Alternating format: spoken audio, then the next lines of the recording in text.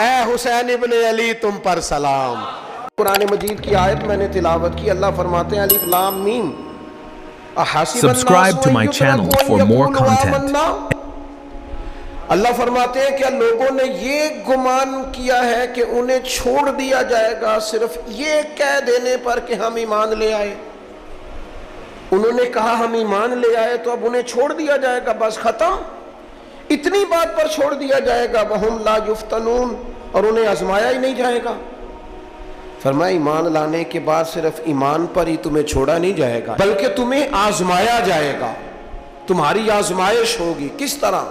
وَلَنَبْلُوَنَّكُمْ بِشَيْءٍ مِّنَ الْخَوْفِ وَالْجُوعِ وَنَقْصٍ مِّنَ الْأَمْوَالِ وَالْأَنفُسِ وَالثَّمَرَاتِ، تمہیں کسی نہ کسی ایک چیز سے ضرور آزمائیں گے، یا خوف سے آزمائیں گے، بھوک سے آزمائیں گے، جانوں اور مالوں کی کمی سے، پھلوں کی کمی سے آزمائیں گے۔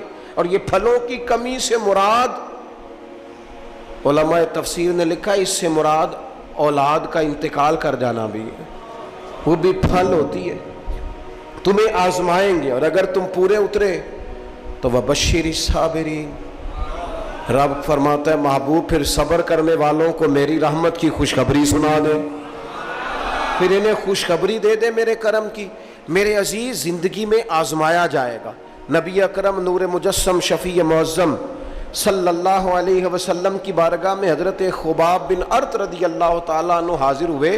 حضور خانہ کعبہ کے ساتھ ٹیک لگائے بیٹھے تھے تو حضرت خباب عرض کرنے لگے یا رسول اللہ اتنی تکلیفیں آ رہی ہیں، کافر اتنا ستا رہے ہیں، ہمیں پریشان کیا جا رہا ہے، ہم سخت آزمائش میں، حضور آپ اللہ کی بارگاہ میں دعا کیوں نہیں کرتے ہمارے لیے؟ تو نبی پاک علیہ السلام فرمانے لگے تم سے پہلے لوگوں کا حال پتہ کیا تھا؟ یہ صحیح حدیث بخاری میں موجود ہے۔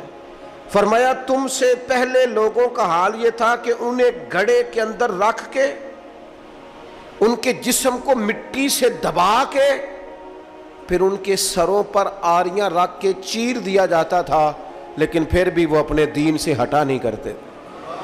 نبی پاک علیہ السلام فرمانے لگے تم سے پہلے لوگوں کا یہ عالم تھا کہ ان کے جسم لوہے کی کنگھیوں سے کریت دیے جاتے تھے، ان کا گوشت اتار دیا جاتا تھا، لیکن وہ اپنے دین سے ہٹنے کو تیار نہیں ہوتے تھے۔ یاری تیری سونا پر آزمائشاں تیریاں اگ، اے سونا پرکھیا جامدہ ہی پہلو نال اگاں دے لگ۔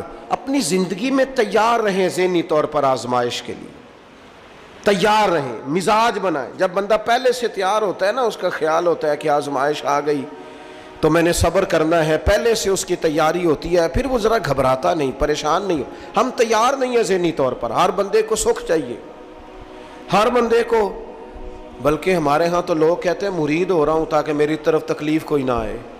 تو میں کہا کرتا ہوں پہلے پیر سے پوچھ لو اسے کبھی آئی ہے کہ نہیں، اگر اسے آئی ہے تو پھر اس کا مطلب ہے تمہیں بھی آ سکتی ہے۔ لوگ نماز اس لیے شروع کرتے ہیں، کہتے ہیں میں 5 نمازیں بھی پڑھتا ہوں، میں صدقات بھی کرتا ہوں، کام میرا پھر نہیں چلتا۔ تو میں کہتا ہوں تمہیں پتہ ہی نہیں، نمازی کے لیے تو آزمائش ہے، جتنا جتنا ایمان کامل اتنی اتنی آزمائش بھی زیادہ۔ اور یہ میں اپنے پاس سے نہیں کہہ رہا، حضرت ابو سعید خدری رضی اللہ تعالیٰ عنہ فرماتے ہیں میں نبی پاک علیہ الصلوۃ والسلام کی خدمت میں حاضر ہوا اور حضور کے دست مبارک کو چومنے کے لیے میں نے اپنے ہاتھ جب آگے کیے تو تپش تھی،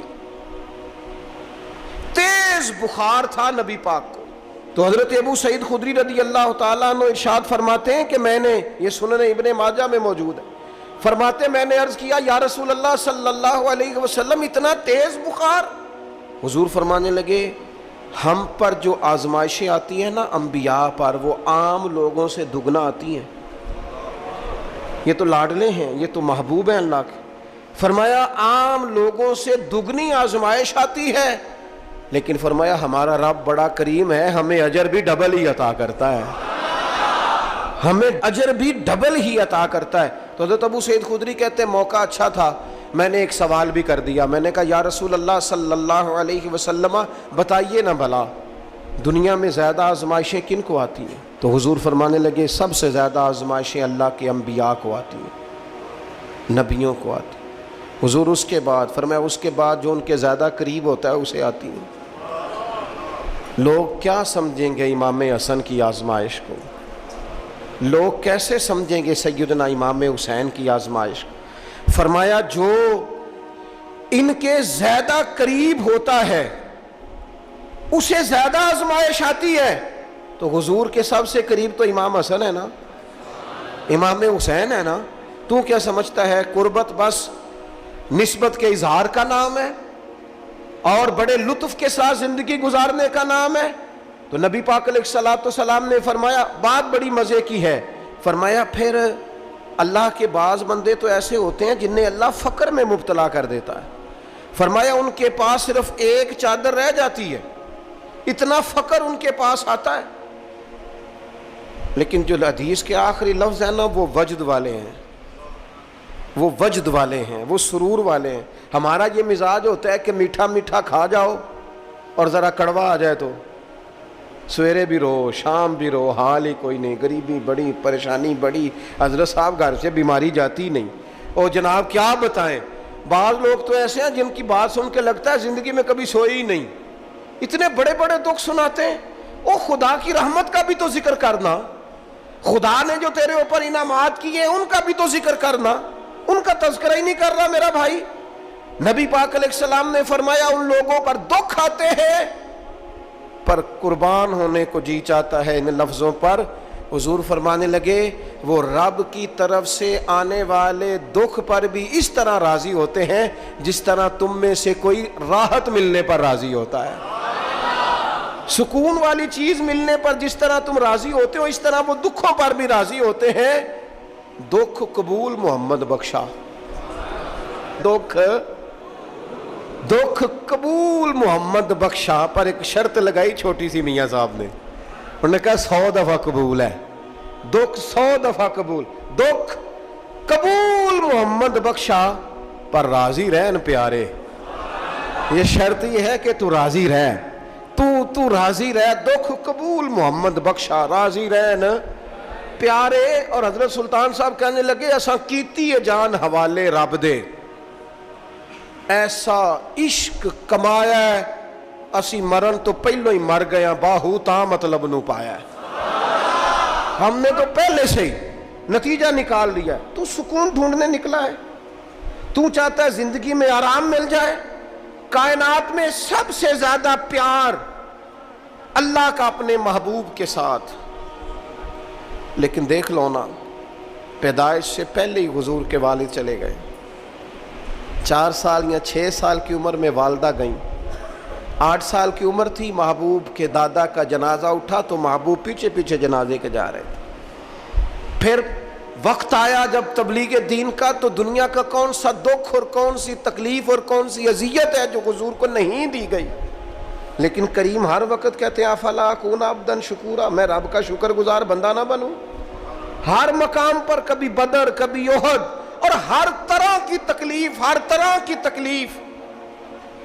کبھی بیٹیوں کا دکھ، کبھی سیدہ عائشہ صدیقہ کے بارے میں منافقوں کی نازیبہ گفتگو.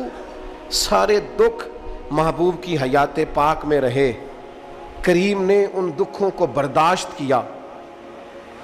پھر آپ دیکھ لیں دور حضرت صدیق اکبر کا آیا تو حضرت ابو بکر صدیق اس امت میں نبیوں کے بعد سب سے بڑا درجہ رکھتے ہیں. لیکن کوئی زندگی اس طرح کی تو نہیں کہ بڑے 2.25 سال بڑے آرام سے حکومت کی ہو. منکرین زکوٰۃ سے لڑنا پڑا حضرت ابو بکر صدیق کو. آزمائش تھی، لوگ منکر ہو گئے زکوٰۃ کے. حضرت صدیق اکبر لڑے، ختم نبوت کے تحفظ کے لیے لشکر تیار کیے. بہت سارے مسائل کا سامنا کرنا پڑا. صبح دن راتیں جناب ابو بکر نے مشقت کر کے خلافت اسلامیہ کو مضبوط کیا. دور حضرت عمر کا آیا.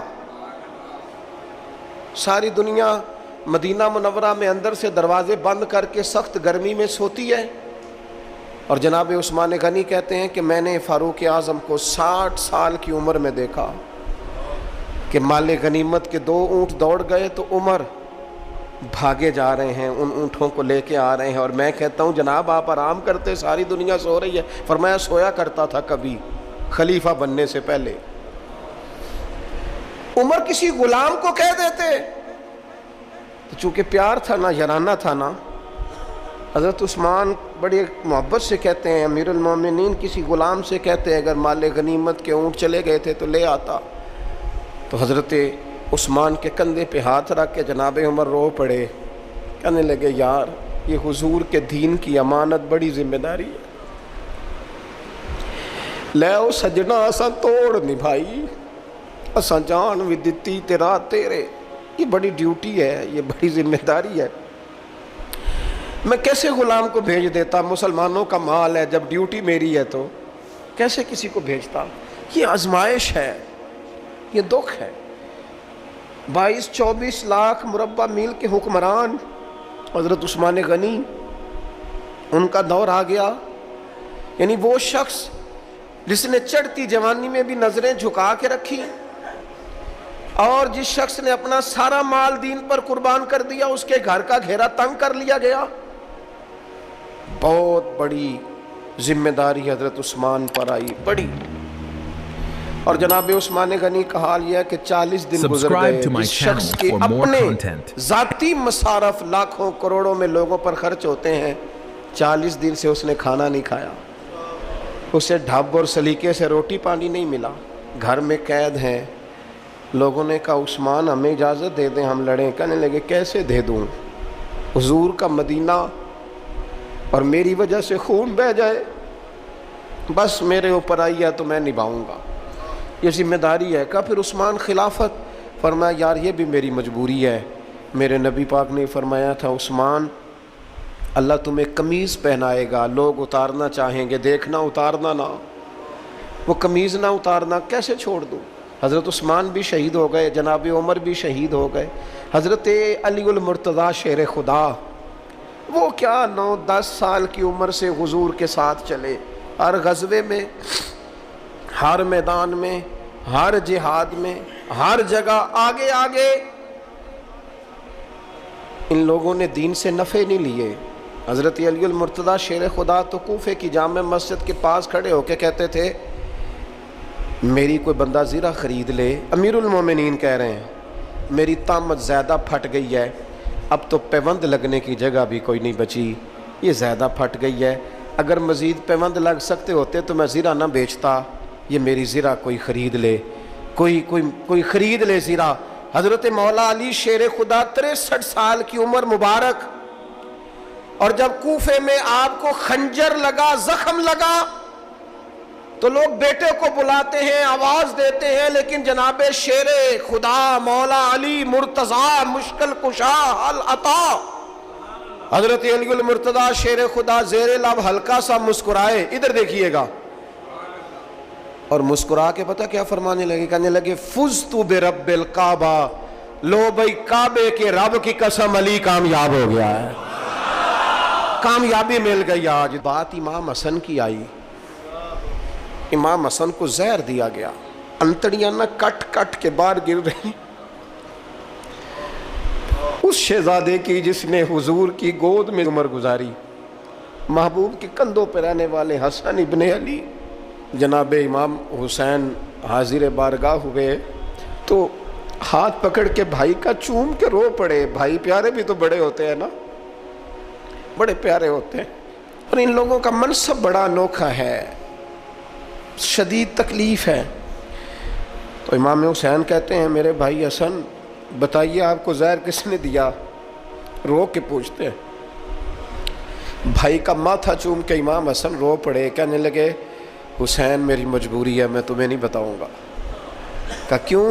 فرمانے لگے اس لیے کہ اگر وہ نہیں جس پر مجھے شک ہے تو پھر کسی بے گناہ کا نام کیسے لے دوں، اور اگر وہی ہے نا جس پر مجھے شک ہے تو پھر میں تمہیں نہیں بتاؤں گا، میرا رب بڑا بہتر انتقام لینے والا ہے، پھر بھی نہیں بتاؤں گا، کیا کروں، کیسے بتا دوں، مصطفیٰ کا نواسا ہوں، میں پڑھتے ڈالنے والی ماں کا بیٹا، میں شیر سے زیادہ جگر رکھنے والے علی کا پتر، میں کیسے بات کر دوں، بس زخم پہ زخم کھا کے جی، خونے جگر کے گھونٹ پی، اور سجنا آہ نہ کر لبوں کو سی، یہ عشق ہے کوئی دل لگی نہیں، میرے نبی پاک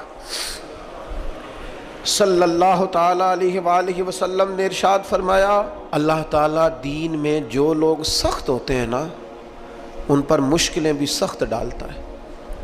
یہ حدیث پاک آپ کو مسند امام احمد بن حنبل میں ملے گی، ابن ماجہ ترمذی میں ملے گی۔ فرمایا جتنا کوئی دین میں سخت ہوتا ہے اتنی اس کی مشکلات بھی سخت ہوتی ہیں، اور جتنا کوئی نرم ہوتا ہے اتنی اس کی مشکل بھی تھوڑی ہوتی ہے۔ حسین ابن علی بڑے سخت تھے نا دین میں، جاندار تھے نا دین کے معاملے میں، اللہ نے مشکل ڈالی۔ امام علی مقام کی باری آئی، بڑی منت کی حضرت عبداللہ ابن عمر نے، رو کے کہا حسین نہ جاؤ۔ تو امام حسین رضی اللہ تعالیٰ عنہ نے فرمایا نہیں، اب میری ڈیوٹی لگی ہے تو جانا تو میں نے ہے نا، ذمہ داری تو پوری کرنی ہے۔ امام علی مقام رضی اللہ تعالیٰ عنہ نے اس ساری مشقت کو دیکھا۔ گھر چھوڑنا بڑا مشکل کام ہے، گھر چھوڑنا، وہ جہاں انسان رہا ہوتا ہے نا والدین کے ساتھ، جہاں وقت گزارا ہوتا ہے، کبھی بندہ بوڑھا بھی ہو جائے تو خوابیں اپنے پرانے مکان کی آتی ہے۔ خواب بھی کبھی آئے نا تو وہیں گھومتا انسان اپنے آپ کو پاتا ہے۔ لیکن امام حسین نے کہا کہ بس اب وقت آیا ہے تو اب یہ چھوڑنا ہے۔ ہم نہ قربانی دیے بغیر پاس ہونا چاہتے ہیں، ہم کوئی مشقت سہے بغیر نمبر لینا چاہتے ہیں، ہم کوئی کام کیے بغیر رتبہ پانا چاہتے ہیں۔ ایسا ہوتا نہیں نا، یہ ممکن نہیں۔ آپ تاریخ پڑھیں نا انبیاء کی، حضرت نوح علیہ السلام نے 950 سال محنت کی ہے، اور میں سورہ ہود دیکھتا ہوں تو میں وہ انداز دیکھتا ہوں جس طرح کفر ان سے بات کرتا تھا۔ بڑی جد و جہد کی حضرت نوح نے، لیکن پتہ ہے دکھ اس سے بڑا کیا دیکھا؟ اپنا بیٹا ہی کافر ہو گیا۔ مالک امتحان ڈالتا ہے تو بڑے بڑے، اور حضرت نوح نے اپنے بیٹے کو ڈوبتے دیکھا، کہا مالک میرا بیٹا، فرمایا نہیں یہ تیرا ہے ہی نہیں، تیرے طریقے پر نہیں تو تیرا کیسے ہوگا؟ کسی کی نسل کہلانے کے لیے تو اس کے عقیدے پر ہونا ضروری ہے، تیرا نہیں۔ حضرت نوح نے مشقت دیکھی۔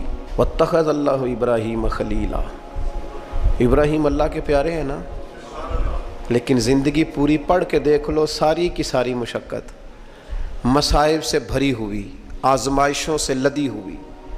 کبھی انہیں قوم آگ میں ڈالتی ہے، اور کبھی 86 سال عمر ہو گئی تو اولاد کوئی نہیں، اور دعا مانگ کے رب بیٹا وہ دیتا ہے جس کی پیشانی میں نور محمدی چمکتا ہے۔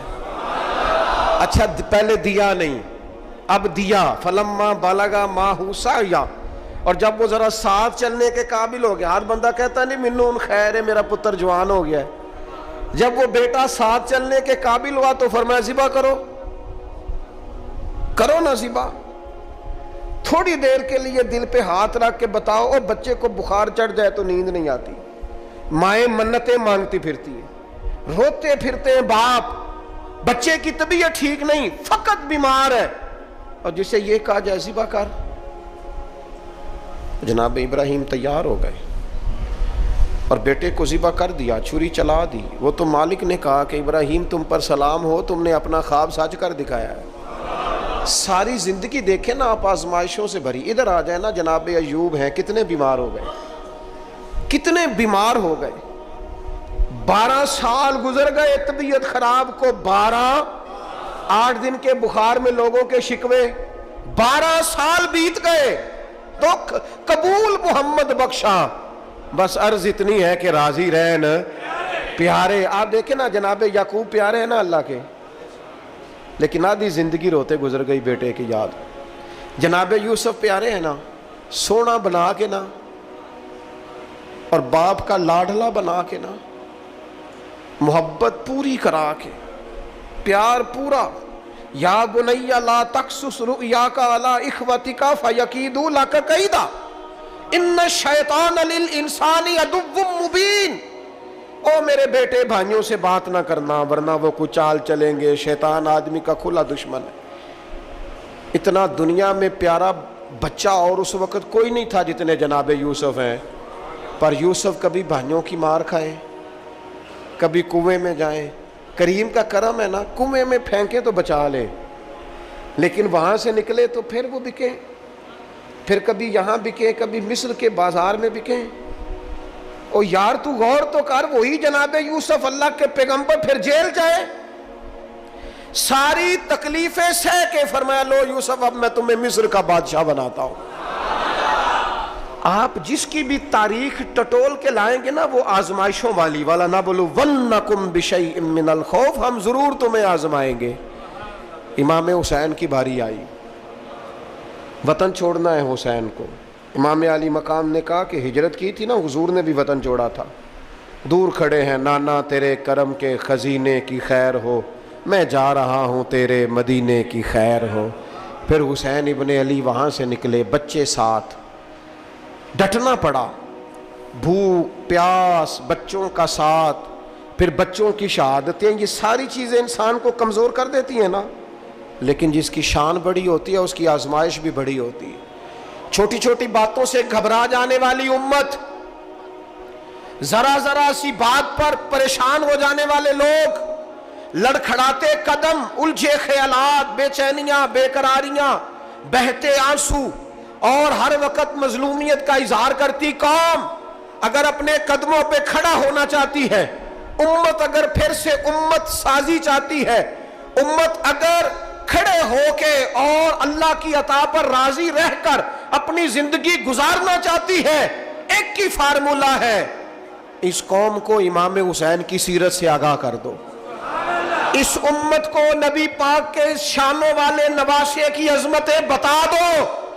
یہ جو لوگ سہمے سہمے، ڈرے ڈرے سے، پریشان سے، کمزور سے، غریبی کی بات کرتے، دیہاتی ہونے کی بات کرتے، سہمی سہمی باتیں کرتے، انہیں کہو ڈرو نا، وہ دیکھو پردیس میں حسین ابن علی تھوڑی دیر پہلے حضرت علی اکبر کی لاش مبارک اٹھا کے لائے ہیں اور لا کر کے خیمے میں رکھی ہے، لیکن انہیں پتا ہے کل بھی تو جانا ہے نا، انہیں پتا ہے نا کتنے کو سال جینا ہے، بالآخر جانا تو ہے نا۔ جس دھج سے کوئی مقتل میں گیا وہ شان سلامت رہتی ہے، اس جان کی کوئی بات نہیں، یہ جان تو آنی جانی ہے، موت بستر پہ بھی آ جایا کرتی ہے، لیکن جو میدانوں میں ڈٹ کے رہتے ہیں ان کو تاریخ ذرا زندہ رکھا کرتی ہے۔ کمزور زندگی نہ گزارو، ڈری ہوئی زندگی نہ گزارو، اور یہ کبھی نہ کہو ہائے حسین، ہم ہائے حسین والے نہیں، ہم واہ حسین والے ہیں۔ ہمارے بزرگوں نے ہمیں یہ سبق دیا ہے، ہم نے کہنا واہ حسین۔ کیا کمال کر دی امام علی مقام نے، واہ حسین آپ کی عظمت پہ قربان۔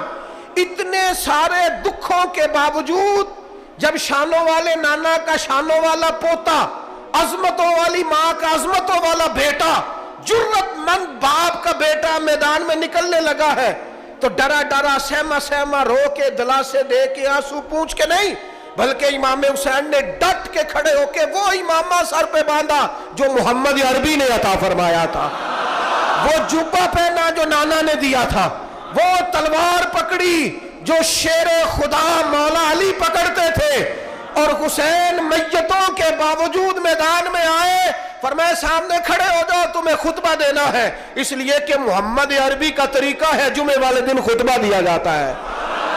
پورے وثوق سے اتمام حجت کیا، اور حسین ابن علی ایسے تو نہیں تھے کہ ڈرے بڑا تھے تو ان سے تلوار نہیں چلی، انہوں نے تلوار چلائی، جو ایک ایک دو دو کر کے آتے رہے وہ کٹتے رہے، وہ کٹتے رہے، پھر آواز ایک گونجی پیچھے سے، وہ اکیلے اکیلے کیوں جاتے ہو، تمہیں پتہ ہے علی کا بیٹا ہے؟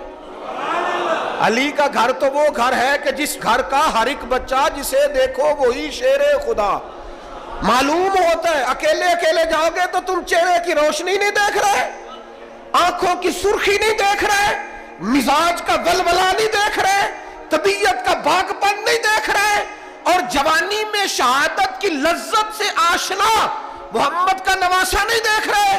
ذرا مل کے جاؤ، ہاں ہاں حسین ابن علی شہید ہوئے ہیں پر شان و شوکت کے ساتھ، ہاں ہاں حسین ابن علی دنیا سے تشریف لے گئے ہیں پر عزت، وقار اور عظمت کے ساتھ۔ ہاں حسین ابن علی کا سر کٹا ہے، مخالف نے تو اپنی طرف سے نیزے کی نوک پہ چڑھایا تھا، پر حسین کا سر بول بول کے کہہ رہا تھا دیکھ لو میں کٹ بھی گیا ہوں پھر بھی سب سے اونچا ہوں، وہ دیکھو میں سب سے اونچا ہوں، سب سے اونچا ہوں میں۔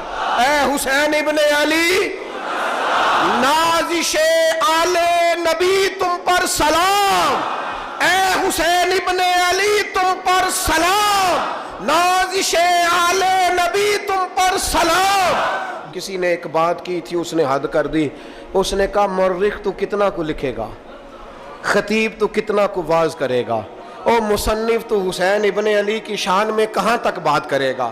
تو میرے امام کا باکپن، ان کی جرت، ان کی طاقت، ان کی ہمت، ان کا کمال، ان کا صبر، ان کی استقامت، ان کا حوصلہ، ان کی جوامردی، ان کی ہمت کتنی کو بیان کرے گا؟ تو رہنے دے۔ اس نے کہا پھر کیوں رہنے دوں؟ کہنے لگے حسین ابن علی کی شان رفعت کوئی کیا جانے، یہ حسن جانے۔ حسین ابن علی کی شان رفعت کوئی کیا جانے، یہ حسن جانے، یہ علی جانے، یہ نبی جانے یا خدا جانے۔ ہماری طاقت نہیں ہے کہ ہم امام علی مقام کی عظمت کو بیان کر، بس چپ کر میرے علی، ایتھے جا نہیں ہو۔ امام کا تذکرہ بندے کو جوان کرتا ہے، باہمت کرتا ہے، جینے کا حوصلہ دیتا ہے، میدانوں میں کھڑا کرتا ہے۔ وہی ہے تیرے زمانے کا امام برحق جو تجھے حاضر و موجود سے بیزار کرے اور موت کی شکل میں دکھلا کے تجھے جلوہ یار زندگی تیرے لیے اور بھی دشوار کرے۔ اور پلٹنا، جھپٹنا، جھپٹ کر پلٹنا، یہ لہو گرم رکھنے کا ہے ایک بہانہ۔ لہذا طاقتور بنو، باہمت بنو، کربلا کے واقعے سے طاقت حاصل کرو۔ پھر کہتا ہوں ہم ہائے حسین والے نہیں، ہم تو واہ حسین والے ہیں۔ ہمارا کہنا ہے کہ واہ حسین، اے حسین ابن علی تم پر سلام، نازش آل نبی تم پر سلام۔ ہم کہہ رہے واہ حسین، واہ حسین، واہ حسین، واہ حسین، یا حسین، واہ حسین، یا حسین، واہ حسین، واہ حسین، یا حسین، واہ حسین۔ اپنے مزاج میں طاقت پیدا کرو، اپنے بچوں کو یہ قوت ارادی، قوت فیصلہ آنے والی نسل کو منتقل کریں، یہ ہمت، جذبہ۔ اور بالخصوص ماؤں، بہنوں، بیٹیوں کو بتائیں کہ رو کے نہ جیو، اس طرح جیو جس طرح حسین ابن علی کی بہن نے جی کے دکھایا۔ دربار یزید میں جناب زینب نے جب خطبہ پڑھا نا، دربار دمشق میں وہ زینب کا خطاب منبر پہ علی بول رہے ہو جیسے۔ انہیں کہو کہ ذرا تھوڑا باہمت وقت گزاریں، باہمت، کہیں نہیں ڈگمگائی میرے امام کی بہن، کہیں کمزور نہیں پڑی، طاقت، ہمت۔ اور انہوں نے بتلایا ہے کہ رو کے وقت نہیں گزرتا، وقت تو چھا کے گزارنا چاہیے۔ مشکلات کے سامنے میرے حضرت صاحب کا ایک شعر ہے، فرمایا کرتے تھے تجھے کیا ڈر ہو اے اختر، تیرے یاور ہیں وہ یاور، مشکلوں کو جو تیری خود گرفتار بلا کر دے۔ وہ تو مشکل کو مشکل میں ڈال دیں گے جن کو ہم نے مانا ہوا ہے۔ مشکل